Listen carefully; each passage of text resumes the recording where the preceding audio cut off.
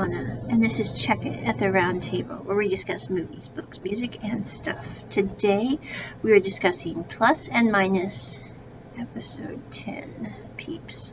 I don't know how you guys felt about this episode. I know it aired quite a while ago, but Anna's been really busy.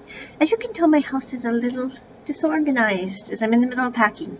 But anyway, Episode 10 kind of gave the same vibe as most BL drama series in Thailand's episodes 11, if you know what I mean. In this episode, Fu Li Gong and Jing Xiao go to the baseball arena to play some baseball. And Fu Li Gong, or Jing Xiao, shouts very loudly, "I am really, really glad you like me, Fu Li Gong." And he then goes and gets ready to have Fu throw him the ball as they're pitching back and forth. And Fu Li Gong instead says, "We're breaking up," and drops the ball terribly toward Jing Xiao. And Jing Xiao is sitting there going, "What just happened? Why is Fu doing this?" You can tell he's sitting there going, "How did we go from everything's fine and hunky-dory?" Not really, because my dad's a little upset, but how did we go from that to Fu sitting there going, "We're breaking up"? So he marches over to Fu and he goes, "What is going on? Did I do something wrong? Are you unhappy? What's up?" And he said, "Well, I thought I liked you, but the more that we started dating, the more I realized that I didn't like you as much as I thought I did, and so we're breaking up. And we can still be friends, we can still be brothers, but we're breaking up." And Jing sits there and goes, "This is nonsense," and he just walks off. Now, I will say, as I mentioned before in the previous episode, everybody was kind of mad at Fu for episode 9 and episode 10. I will say I unfortunately totally get Fu. Not because I think he did the right thing. I really, really think he did the wrong thing. But I totally understand why Fu did what he did. Because he was sitting there going, "I don't want Jing to lose his dad. I don't want Jing to lose his sister. I don't want Jing to lose his world. He's already losing his mother." And instead of coming to Jing and talking about it like, you know, a very mature person would do, Fu is internalizing all this and goes, "The best way for me to handle this entire problem is to eliminate myself from the entire picture, and then Jing will have a perfectly happy life, I will somehow have a life, and we will be fine." As you can tell, I don't think this was a good plan at all.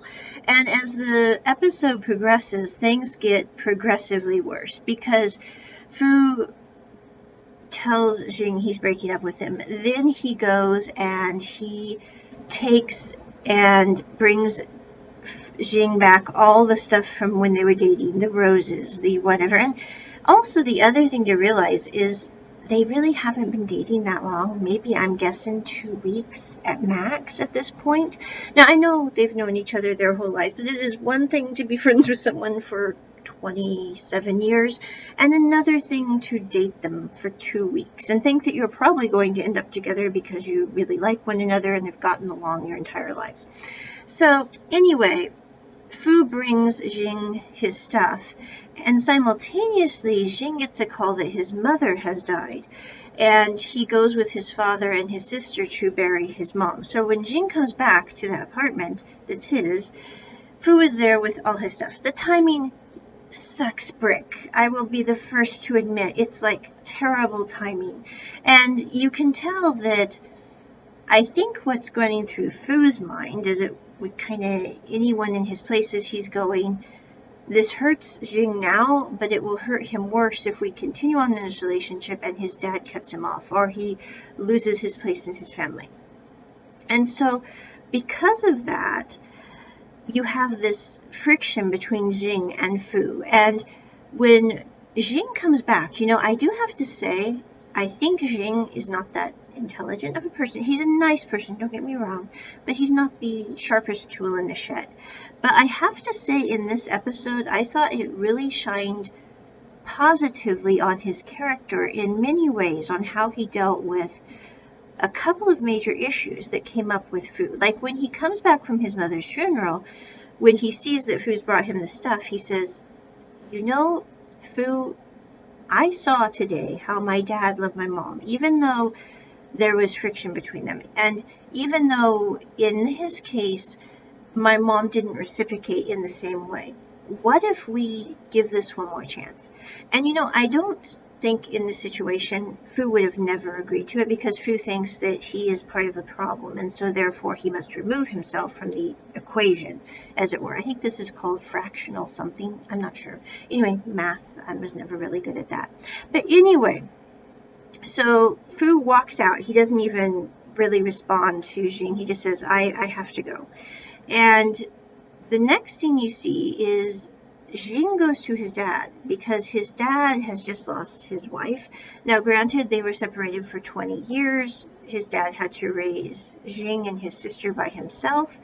And yeah, time has passed. But it was still the person that he cared a lot about. And when Jing goes and sees his dad, he says, Dad, I'm sorry that I didn't honor the woman you love so much, even though she really wasn't a part of my life, even though she really wasn't part of my sister's life or your life for these 20 years. I still should have shown her more respect because you loved her as a person. And so he does apologize to his dad, and then he goes at this same day, I believe, and he goes and meets Fu at the same baseball arena. And he says, Fu, when we were dating, I felt like I had gotten the high marks in class because it was so good to be with you in that kind of relationship. And that was really good. And Fu says, well, we'll still be really good friends. We'll still be brothers our whole lives. We just can't be romantically involved because that kind of relationship isn't going to work. I have thought this through to the nth degree. It's not going to work. And you can tell, I don't mean it bad, I'm going, if overthinking was a superpower, I think it would make some people just, they would have the cape, as it were, because you can overthink things to the nth degree and then never get to where you want to go. I remember I was talking with a friend once, because I really don't like the dating thing, as some of you know from my previous podcasts. I'm not against dating, and I'm not against marriage, and I'm not against any of that romantical stuff. I simply don't really like the process myself. But anyway, I was talking with a friend once, and they're going, the problem is that you have the element of uncertainty when you're dating. I went, that is true. And they were like, for people who overthink, that is a big problem. And I was like, yeah, that would be absolutely right for those who overthink. Because if you overthink and you kind of care about people well, you're going to sit there and go, will this be best for them? Will this be the best way to make sure they have a good life? Will this be the best way to take care? And honestly, if you sit there and think about it too much, you will probably never date, because it's way too complicated and there are too many variables to try to protect the person you care about against. And so I think with Fu, he really did, as he said, think about it thoroughly, and he just cannot see a way to make this work. And I think that with Jing, he doesn't know how to get past that barrier with Fu going, and Jing sitting there going, I'm here, it's okay, can I hold your hand? No, okay, that's not going to work. So at the end of the day, Fu and Jing go, they're at the baseball field, and Jing starts to walk off, but as he walks off, he throws Fu a baseball that has forever plus a minus on it. And he says, Fu, I will never forget your love and care for me. No matter what happens between us, that's going to stay with me. And then he just smiles and walks off. And it reminds me of, I have never seen the whole series. It's on my watch list, and this autumn, I'm taking a massive vacation. I should probably get all this podcasty thing all cleaned up and nice that time. Who knows? Anything could happen. But I'm hoping to watch Sodus and Sodus S. But I have seen part of the end of Sodus S. And there was a quote between Kung Bob and, I can't remember the name of the other character. I'm sorry. But anyway, the two main characters. And the one character says to Kung Bob, what if you knew we were going to break up? Shouldn't it be better to break up now than to wait until later after we've invested more of our lives, more of our time together to break up then? And Kung Bao looks at the other character, Arthreet, that's his name. I knew it would come to me. Okay, Arthreet, the guy who likes pink milk. But anyway, he says, no, Arthreet, it wouldn't change how I live, how I care, what I do. Because even if in the future we would break up, I would want you to know that I cared for you fully every step of the way in our relationship. And if we did leave, if we did separate, I'd hope that you would know that I would smile at you and wish you the best, and we would move on with our lives.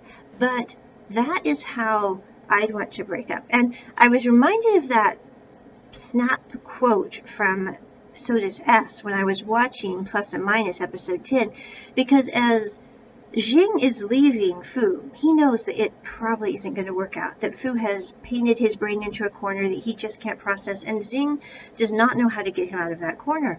And he's sitting there going, it's probably over, but I'm still going to let Fu know that I will forever care about him. And he leaves smiling, which some people go, why is he smiling? But he's not smiling because he's, ecstatic that he broke up with the person he thought he was going to end up with for the rest of his life. He's smiling because he's sitting there going, it was good, and I'm going to think about those things instead of the bad things that are currently happening. Now, after Fu and Jing break up, Fu ends up going to the bar that Jing usually goes to and has a couple of gin and tonics. And Nikita's there, and she's talking with him. And she says, are you two really broken up? And before he goes to the bar, let me just segue back here just a moment. He goes to pick up his laundry and ends up picking up Jing's laundry because the laundryman, Lele, Mr. Lai, doesn't know that Jing and Fu have broken up, and Fu doesn't want to go into that whole conundrum with him, so he just picks up both their laundry. But as he's there, he notices all the coffee paraphernalia that Yuki had gotten Mr. Lai and the table, and Mr. Lai sits there and goes, oh, Yuki got this, and it's going to be here for a little bit. And Fu looks at Mr. Lai, he goes, I think this is really nice. I think having coffee and the laundromat is a really good idea. And he then goes, and Mr. Lai kind of sits there and goes, maybe, just maybe, I can have both the things that I like. I could make coffee and I could have the cafe. Simultaneously, Yuki, who has felt that he maybe just totally torched his relationship with Mr. Lai because he got rid of the clothes, which had been there for years, and nobody was going to pick up, but Mr. Lai was attached to because he can't get rid of anything. Yeah. So anyway, he's been having trouble working. He's been having trouble, just trying to deal with how does he deal with this issue with Mr. Lai, because he's never ran into something like this in a relationship before. And he ends up talking with Lele, who her dad forgot to pick her up from school. So Yuki, knowing that this could maybe be a problem, ended up picking her up from school. And Lele says, Yuki, do you not like my dad anymore? And he says, no, I like your dad, Lele, but I don't know how this is going to work because I took the clothes, and Lele sits there and goes, those clothes need to go. You did the right thing. They had been there for a very long time, Yuki. This is not really your problem. And he's like, well, still, your dad is upset with me because of the clothes, and I don't know how to, deal with that. And she kind of looks at him and she goes, well, Yuki, my dad, after my mom and dad divorced, has been very unhappy and very overworking. And after he met you, he was happy again, and he wasn't working so hard. And so, will you please give my dad one more chance? And it's very cute to see Yuki and Lele talking to one another, because I love how Yuki and Lele, Yuki really doesn't act like she's a kid. He's just like, yeah, Lele, da-da-da-da-da. Because I think that a lot of times people try to make children, they don't tell them what they're thinking, which can be very difficult. I'm going, if you were a kid, you'd want to know what's going on. But anyway, I really like that about Yuki. But now we're going to segue back to the bar with Fu. And Fu and his two gins and tonics. And Nikita's standing there, kind of helping him get his drinks. And she says, so you and Jing have broken up? And he's like, yes. And he's going, the thing that wakes me up now is the fact that we're not together, and that reverberates through my mind, and the fact that I won't see his very happy smile when in the morning or in the afternoon or in the evening, because we're not a couple anymore. And that kind of thing is what made me happy during the day, and now I don't have that. And isn't that weird? That's what you love about people, is the crazy things that might seem so small when you think about them originally. And he says, and I'm going on a blind date. Now, I really don't get why Fu is going from being wishing to going on a blind date. I'm going, this is like the worst thing you could possibly do. I mean, all the relationship things, they never go rebound on things. I mean, seriously, and a blind date for a rebound, that's like... Okay. But anyway, so Nikita finds out that Fu is going on a blind date. So the next day, Fu meets the woman who heads the blind dates. I didn't know there were people that did this for a living, but apparently in Taiwan, there are women who manage blind dates. Who knew? So anyway, and I'm not against, well, I am against blind dates. That seems really... I have to say, though, I come from Americas, where I grew up, and people who went on blind dates, those could turn out really weird. So anyway, I don't know, maybe in Taiwan, they're perfectly respectable and all that, but yeah, in America, it's not always a good decision. But anyway, Fu meets with the blind date lady, I guess is what we'll call her, and she says, you know, you guys really gave me trouble the last time I met you, but you seem like a very nice person, and we'll see if we can find you a very nice girl. Why haven't you ended up, you know, having a girl like you already? And Fu, of course, does not go into the fact that I just broke up with my best friend, and she's a guy, and I'm looking to rebound from this terrible incident. And she says, well, never mind. We don't need to worry about this. I will find you the perfect blind date. And so she says, now, though, are you tired? I know you're a lawyer, because if you're tired, maybe this kind of relationship thing isn't for you. And so then the audio cuts and you really don't know the rest of it. So Fu is going to his blind date. He is sitting there at the same table that he was at the last blind date. And up comes Nikita with her hair done differently and a very nice dress, which is very Nikita's. I mean, I like Nikita's clothes, don't get me wrong, but very different style from what she normally wears.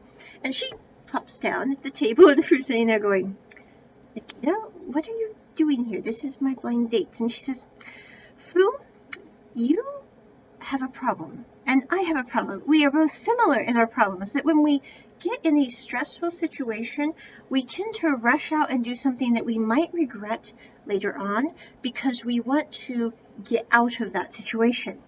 She said, I'm just saying this blind date thing might not be the best of things for you to rush into. And so she's sitting there, and he's going, well, I don't like blind dates now, but maybe tomorrow I'll like blind date. And Nikki's like, Fu, you're rushing into this. This is not a good plan. And so the girl who he's supposed to meet comes up and says, Fu, who is this lady? And she says, oh, I'm Nikita. I'm Fu's girlfriend. And so his blind date goes bad, and I have a feeling the blind date lady will never help him again. But anyway, after the girl leaves, Nikita says, listen, Fu, you and I are very similar. Yuki brought this up one time, and I really didn't pay attention to it, but when you were talking to me the last time we were, at the pub, I realized you and I are similar. And if you are going to date someone, maybe you should date me. Would you think about it? I'll change for you, you'll change for me, we'll make a couple possibly. At least give it an idea, because it's better than this blind date idea you have. Now, I think personally, this was a terrible idea as well, but I do think that it's kind of funny, because in one way, how I say this, Nikita is a very hands-off person. She's like, you can date me, you cannot date me. I really, either way, am okay.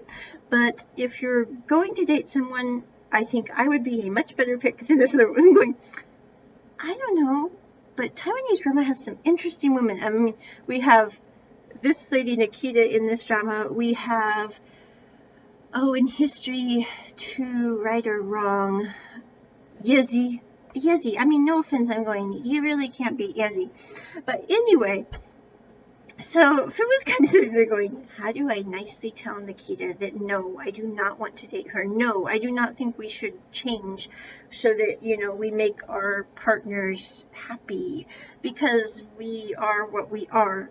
And so you have him trying to do this, and he ends up standing up and going, Nikita, and at that point she just gives him a big hug. And he's like, I really don't know how to handle this in a coffee shop with this person. I really don't know except as the bartender. So anyway, he's trying to deal with this hug, and as he's dealing with that, Jing walks by and sees Nikita hugging Fu. Now I will point out that Fu is not hugging Nikita back. He's just sitting there and like, I really don't know how to handle this. This is awkward as all get out. Somewhere very warm. You all can imagine what I'm thinking. But anyway, that is how episode 10 ends. This episode I really didn't like. I wish that we would someday have a BL drama that has no conflict. I mean, there are relationships that people have that do not have, a big breakup before they come back together as a couple. I'm just saying it would be nice to see one of those shows one of these days. I don't know when, but maybe. But overall, I really like this show. I also really think that the characterizations, it is a little slow moving. I will be the first to admit. I've had many comments I've seen on Vicky Rukatom where people say this is boring, it's slow, I'm getting bored. But the other thing that I think is Taiwanese drama is slower than other dramas. And not to be bad to Taiwanese drama, I really like Taiwanese drama, but you have to savor it like a fine wine. And so therefore, it's not something that you're just going to sit there and binge watch the first time through, because they don't let you do that. You have to wait, 12 weeks for the whole story. And then, lo and behold, guess what? Next week, they're giving you the extra episode. It's on Gaga Ooh La La, and it's also on Vicky Rukaton. It will be airing on July 7th. I'm just saying, peeps, I know where I will be.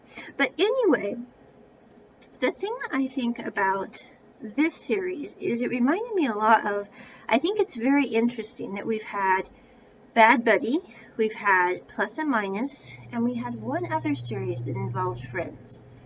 I'm trying to think of what it was recently. It will come to me. But anyway, where you have people who they've known each other their whole lives, and then they decide to be a couple. And lo and behold, it works out surprisingly well. Now, I will say, in real life, I do not think everyone should be rushing out and ending up with their best friend or frenemy. But in the storyline, it makes a lot of sense. The people know each other. They have that camaraderie built. They also have each other's backs. They know what they're going to do and how they're going to live. Now, I will say that the thing I find interesting is, I was actually just researching this recently, but in Western culture, a lot of times, I don't know about Asian culture, but Western culture, people tend to try to change themselves for their partner, which in these storylines would not work at all because they've known each other for years. They're not going to change. They're going to continue to be the same people. I was actually having a conversation with an acquaintance of mine about this because they were like, well, people need to change themselves to be who they need to be for their partner. And I'm going, if you have to change yourself to the point that you can't really recognize who you are, then maybe you're with the wrong partner. Maybe it's better to, be with somebody who appreciates the fact that you really like Star Wars, or you do not like, sci-fi, if that's not your thing, and to be okay with it, and to know that if they like sci-fi, they can go, to the theater and watch the marathon sci-fi show. It's okay. But I think that people who think that you have to change yourself for who you need to be as a partner, in many ways, I think that's the thing that I noticed the most in this episode, was when Fu Ligong and Nikita thought that they needed to change themselves to be who they needed to be for their partners in the future, or to be who they need to be to help their partners. In the case of Fu, thinking that if he changed the fact that he cared about Jing, that maybe Jing would have a better life. The moment that we change who we are, how do you say this? If we have bad habits and qualities that we really should consider changing, I think it's perfectly good to change that. But we shouldn't change that for another person. We should change that for our own enlightenment, as it were. Because really, at the end of the day, it's not that we shouldn't do certain things. Like, I mean, how do you say this? If I had a roommate, which I had for like 21 years, and my roommate came to me and said, I really think we should do X, I would go, that makes sense. We can redo the way we dry dishes, for example. That makes practical sense about doing dishes with more alacrity. Okay, that's good. But if someone came to me and said, I really think that you should give up wearing all your Sheldon t-shirts and your Comic Con t-shirts because those are not as attractive as the Vera Wang outfits like I'm wearing now, I would say, well, nah, I'm going to continue to wear my Sheldon shirts and my Flash shirts and my Comic Con shirts because I like them, and I really don't care what other people think. They make me happy, which in turn makes me smile more. So I'm like, not that this Vera Wang doesn't. I really like Vera Wang. It's one of my favorite brands. I rarely have brands that I like, which is funny because I'm like, I'm not really into black and white, but this looks so nice and classy and sophisticated compared to other attire. But anyway, so my point is I don't think people should change to be the person that their partner desires. It's kind of one of those Stepford wife conundrums. Do you really want to be a Stepford wife or husband depending or partner depending? Nah, I don't think so. So I think that if people really are meant to be together, they're going to like people the way they are without a bunch of alterations. And I think the happiest couples I've ever seen have been couples who were like, we don't want to change the person we're with. We've been with them for a long time. We know each other. We get it. It's okay. Do they do some things that drive me nuts? Yes. Do I do some things that drive them nuts? Oh, yes. Do we laugh about it and move on? Yes. And that is my review of Plus and Minus episode 10. You can watch this on Viki Rugaton. You can watch this on Gaga Ooh La La. They have subtitles for both. I will say the subtitles vary a little bit between the two, so I actually watched them on both to try to get the full subtitle effect. Yes, I am a high-functioning autistic, but it was interesting to see the different subtitle variants. Check it at the round table. Bye!